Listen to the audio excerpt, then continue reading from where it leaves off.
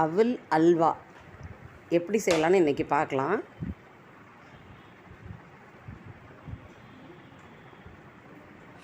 அவல் அல்வா அவ்வளோ டேஸ்ட்டாக இருக்கும், அவ்வளோ ருசியாக இருக்கும். அவலை முதல்ல கழுவி, அந்த டஸ்ட்டெல்லாம் அவலில் இருக்கும், அதனால் சுத்தமாக கழுவி தண்ணியை வடிகட்டிடலாம். அந்த ஈர பதத்துலேயே நம்மளுக்கு அவல் அப்படியே தட்டு போட்டு மூடி வச்சிட்டிங்கன்னா ஒரு 1/2 hour கழித்து எடுத்திங்கன்னா நல்லா பூ மாதிரி நல்லா மலர்ந்துருக்கும். அவல் நேரடியாக போட்டு செய்யக்கூடாது.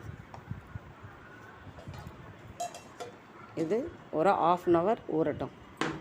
இப்போ நம்ம வெல்லத்தை பாவு காய்ச்சிக்கலாம். சும்மா கொதிக்க வச்சு எடுத்தால் போதும். கம்பி பதம், 1 கம்பி பதம், 2 கம்பி பதம் அப்படியெல்லாம் எதுவும் கிடையாது. கொதிக்கிற தண்ணியில் ஒரு கொதி வந்தால் போதும்.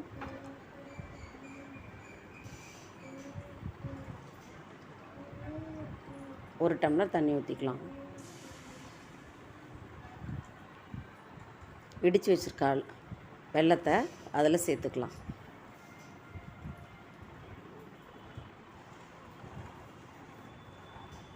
நல்லா இதில் டஸ்ட்டெல்லாம் இருக்கும், அதெல்லாம் நம்ம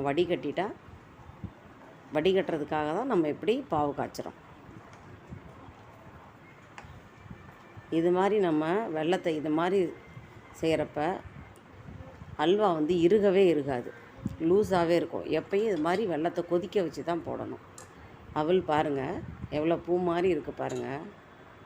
இது மாதிரி புட்டுக்கும் செய்யலாம். நீங்கள் இதே மெத்தடில் புட்டுக்கும் செய்யலாம். அதை ஒரு மிக்சியில் ஒரே ஒரு அடி அடிச்சுக்கணும், ரொம்ப அடிக்கக்கூடாது. சும்மா லைட்டாக ஒரே ஒரு அடி. இப்போது ஒரு பேனில் தேவையான அளவு நெய் ஊற்றிக்கலாம். அதில் முந்திரி பருப்பை நம்ம வறுத்து எடுத்துக்கலாம்.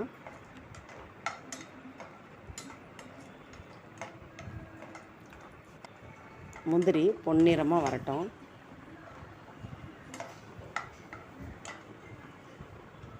முந்திரி வறுத்தாச்சு, அதை நம்ம தனியாக எடுத்து வச்சுக்கலாம்.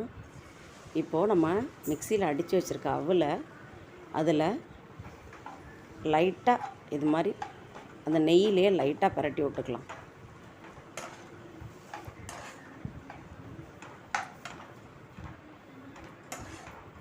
இது மாதிரி லைட்டாக இப்படி வறுத்துட்டு செய்கிறதுனால அவலில் உள்ள அந்த ஒரு பச்சை தன்மையெல்லாம் போய் நல்லாயிருக்கும் அவல்.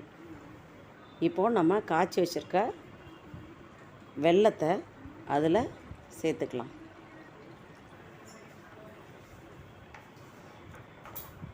நல்லா கொதி வரட்டும். சிம்மிலே வச்சு பண்ணுங்கள். நல்லா அல்வாவுக்குரிய இதுவே நம்ம இது மாதிரி கிண்டிக்கிட்டே இருக்கணும், நின்றுட்டு கிண்டிகிட்டே இருக்கணும். அந்த வெல்லம் நெய் எல்லாம் நெய்யெல்லாம் சுத்தமாக அவல் இழுத்துரும். ஒரு சொட்டு நெய் இல்லாமல் வெல்லம் இல்லாமல் அவல் இழுத்துரும். நீங்கள் எவ்வளோ நெய் ஊற்றினாலும் இழுத்துக்கிட்டே இருக்கும்.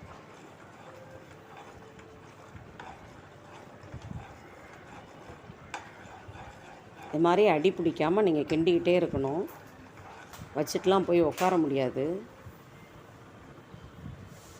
இப்போது நம்ம ஏலக்காய் தூவிக்கலாம். இதோட கடைசியாக ஒரு 2 ஸ்பூன் நெய் எக்ஸ்ட்ரா கொஞ்சம் ஊற்றிக்கோங்க. எப்பயுமே அல்வாவில் கொஞ்சம் நெய் கூடுதலாகவே பிடிக்கும். ஃபஸ்ட்டு 2 ஸ்பூன் நெய் ஊற்றணும், இப்போ 2 ஸ்பூன் நெய். 1 கப் அவலுக்கு இதெல்லாம் அளவு. நல்லா வெல்லம் நல்லா சுண்டிருச்சு, நெய்யும் நல்லா சுண்டிருச்சு. இது மாதிரி பேனில் கொஞ்சம் கூட ஒட்டக்கூடாது. ஒட்டாமல் இது மாதிரி சுருண்டு வரணும். இது மாதிரி சுருண்டு வரணும்.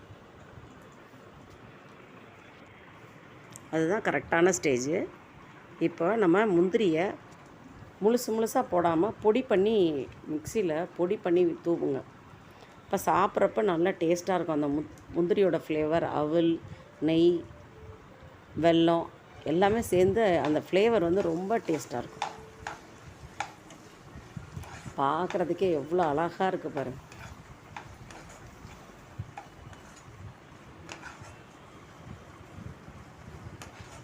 இந்த அவல் அல்வா வந்து என் சின்ன பையனுக்கு ரொம்ப பிடிக்கும்.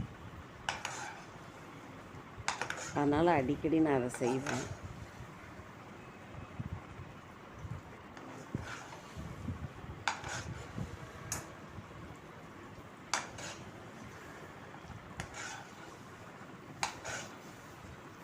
நல்லா சுருண்டு வந்துருச்சு பாருங்கள். இதுதான் கரெக்டான ஸ்டேஜ். அந்த வானலில் கொஞ்சம் கூட ஒட்டவே கூடாது. நல்லா இது மாதிரி சுருண்டு வரணும். இந்த அல்வான்னு இல்லை, எந்த அல்வா நீங்கள் பண்ணாலும் இது மாதிரி பேனில் வந்து ஒட்டாமல் இப்படி சுருண்டு வந்துச்சுன்னா அதுதான் கரெக்டான பதம். அவ்வளோதாங்க, அவல் அல்வா ரெடி ஆயிடுச்சு. லைக் பண்ணுங்க, ஷேர் பண்ணுங்க, கமெண்ட் பண்ணுங்க, பெல் ஐகானை தட்டுங்க.